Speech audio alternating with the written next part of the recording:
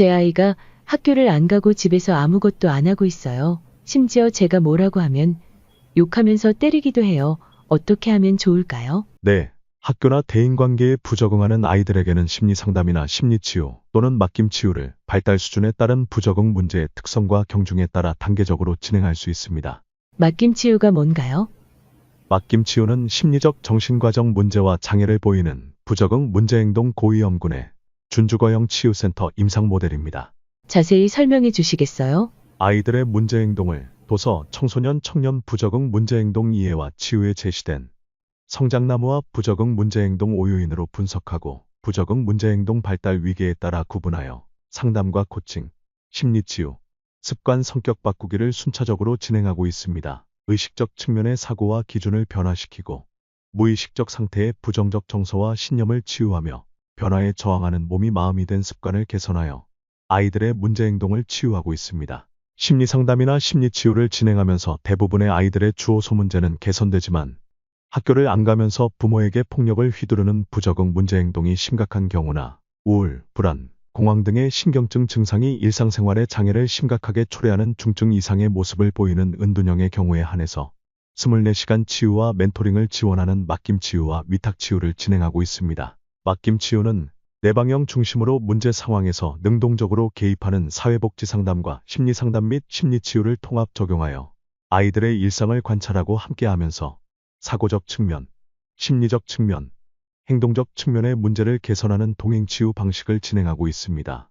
또한 가족 내 능동적 개입과 가족 상담을 통하여 아이의 문제행동과 생활습관을 개선하고 발달 과정에 맞게 적응할 수 있도록 돕고 있습니다. 즉, 심리적 정신과정 문제로 인하여 발생하는 중증의 신경증과 부적응 문제행동을 보이는 고위험군 내담자를 효과적으로 치유하기 위해 심리상담 및 코칭, 트랜스 심리치유, 사회복지 상담 및 생활지도, 외부 프로그램 진행, 습관 성격 바꾸기를 준주거형 방식으로 진행하고 있습니다. 임상 현장에서 주호소 문제의 원인과 증상의 스펙트럼이 넓고 복잡성이 있는 중증의 경우와 자신과 환경에 대해 부적응이 심하고 일상생활 개선 및 생활지도가 필요한 경우, 그리고 내방형 심리치유 방식의 진행에 어려움을 호소하는 경우에 대해서 중거주 방문형 동행치유를 진행합니다. 이 경우 내담자와 가족에 대하여 변화를 위한 필요한 권한을 위임받아 거주에 준하는 능동 개입과 방문 방식인 내방상담, 방문상담, 화상상담,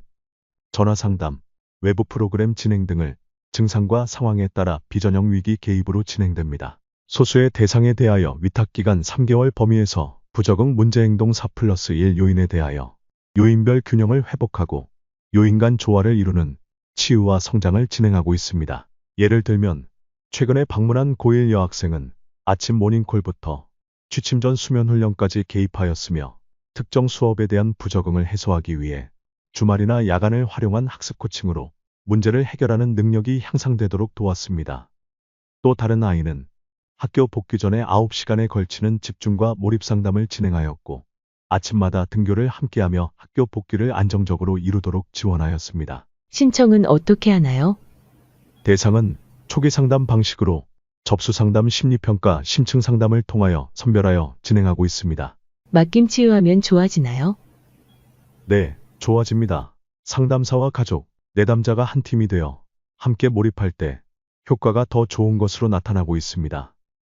다만 아이들의 신체적 약점이나 기질적 미성숙 문제, 2차적 이득, 몸의 밴 습관 등으로 인하여 변화의 속도가 더디거나 변화의 정도가 제한적일 수는 있습니다. 기간은 어느 정도 걸리나요? 일반적으로 총 3달 기준으로 첫 달은 주호소 문제가 해결되고 안정을 찾아가는 기간이고 둘째 달은 자신의 성장을 강화시켜서 습관과 성격을 바꾸는 과정이며 마지막 달은 스스로 업그레이드 하도록 코칭하는 단계입니다. 다만 아이들의 성장하는 상태에 따라서 첫 달과 셋째 달만 진행하는 경우도 있습니다. 비용은 어떻게 되나요? 동일한 증상의 문제일지라도 아이들의 발달 단계에 따른 특성과 주호소 문제의 경중, 저항성, 2차적 이득 등에 따라 치유 방법과 기간이 다르게 적용될 수 있습니다. 실제적인 기간이나 비용은 초기 상담을 진행하고 나서 결정될 수 있습니다. 제 아이는 불안이 심해서 학교도 안 가고 일상생활도 안 된 채로 집에만 있는데 이런 아이도 좋아질 수 있나요? 네, 좋아질 수 있습니다. 이런 문제는 주로 심리적인 긴장이나 스트레스, 상처, 트라우마 등으로 인한 신경증 증상으로 맡김 치유보다는 심리 치유를 통하여 회복될 수 있습니다. 다만 그 증상이 너무 심해서 내방할 수 없을 경우에는 맡김 치유나 방문형 위탁 치유를 진행합니다. 주호소 문제와 관련해서 아이의 신체적 특성의 약점과 생물학적 기질의 미성숙, 성격적 기질의 부적응이 심리와 마음의 회복의 방해 요인으로 작용하는 경우에는 심리 치유와 함께 약점과 미성숙, 부적응을 개선하고 성장시키기 위한 습관 성격 바꾸기를 순차적으로 진행합니다.